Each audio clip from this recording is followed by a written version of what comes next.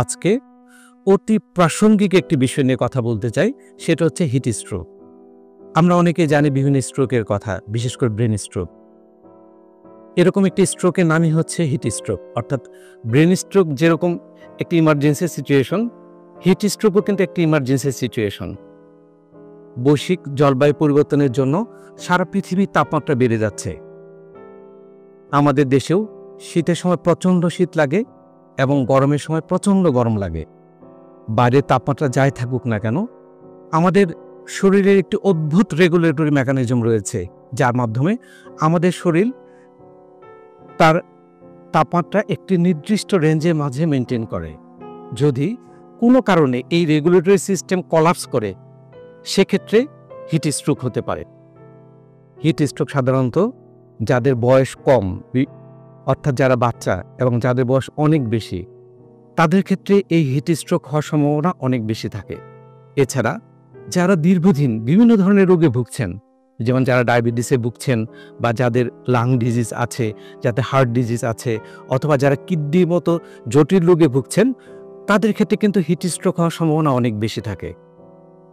এই heat stroke হওয়ার আগে কিছু কিছু লক্ষণ বা উপসর্গ দেখা দিতে পারে, যেমন প্রচণ্ড ক্লান্তি দেখা দিতে পারে এবং পা ফুলে যেতে পারে, অথবা মাসেল ক্রাম্প বা মাংসে প্রচণ্ড ব্যথা হতে পারে বা মাংস পেশিতে প্রচণ্ড টান আসতে পারে। এছাড়া দেখা যায় যে অনেক সময় মাথা ব্যথা হতে পারে, মাথা ঝিমঝিম করতে পারে, অথবা অনেক সময় দেখা যায় যে সাময়িক সময়ের জন্য অজ্ঞানও হয়ে যেতে পারেন। এই ধরনের পূর্ব লক্ষণ যদি দেখা যায়, তাহলে কিন্তু অবশ্যই প্রিভেন্টিভ মেজার আপনাকে নিতে হবে। তাহলে কিন্তু হিট স্ট্রোকের মতো মারাত্মক স্বাস্থ্য ঝুঁকি থেকে আমরা ফিরে আসতে পারবো।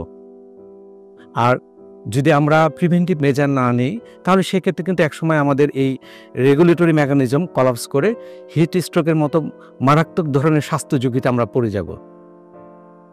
আর এই হিট স্ট্রোক বিভিন্ন ধরনের লক্ষণ নিয়ে আসতে পারে। যেমন আপনার সাধারণত আমরা বলে থাকি যে যখন প্রচণ্ড গরম পড়ে, আপনি যখন প্রচণ্ড গরম ওয়েদারে বাইরে যাবেন, তখন আপনার প্রচণ্ড ঘাম হয়, কিন্তু হিট স্ট্রোক হলে এই ঘাম বন্ধ হয়ে যাবে এবং আপনার শরীরের ভেতরে তাপমাত্রা অনেক বেড়ে যাবে।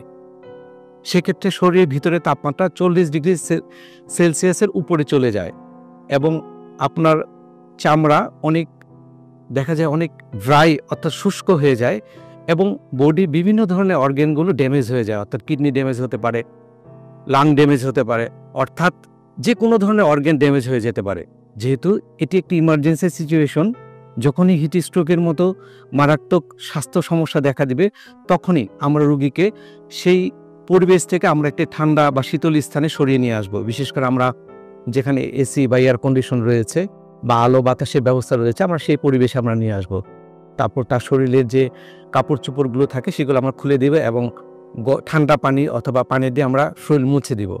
এছাড়া আমরা টাওয়েল ভিজিয়ে কপালে বগলের নিচে রেখে আমরা শরীরের তাপমাত্রা নিয়ন্ত্রণে আনার চেষ্টা করব। যদি আমরা সেক্ষেত্রে ব্যর্থ হই, তাহলে আমরা অবশ্যই রোগীকে নিকটস্থ কোনো হাসপাতালে আমরা রেফার করব। বলে রাখি, prevention is better then cure. অর্থাৎ আমরা যদি কিছু নিয়ম মেনে চলি, তাহলে কিন্তু এই হিট স্ট্রোক আমরা প্রিভেন্ট করতে পারবো। যেমন আমরা যখন প্রচণ্ড গরম পড়বে, তখন আমরা বিশেষ করে সকাল 11টা থেকে দুপুর 3টা পর্যন্ত প্রচণ্ড গরম পড়ে থাকে। ওই সময় আমরা বলি যে আপনার বাইরে কম যাবেন। যদি বাইরে যানো, তাহলে কিন্তু আপনি একটি ছাতা নিয়ে যাবেন এবং চোখে সানগ্লাস এবং মাথায় ক্যাপ থাকবে এবং আপনি ঢিলে ডালা হালকা রঙের সুতির পোশাক পরবেন এবং আপনি প্রচুর পরিমাণে পানি এবং বিশেষ করে আপনি ওটস স্যালাইন খেতে পারেন।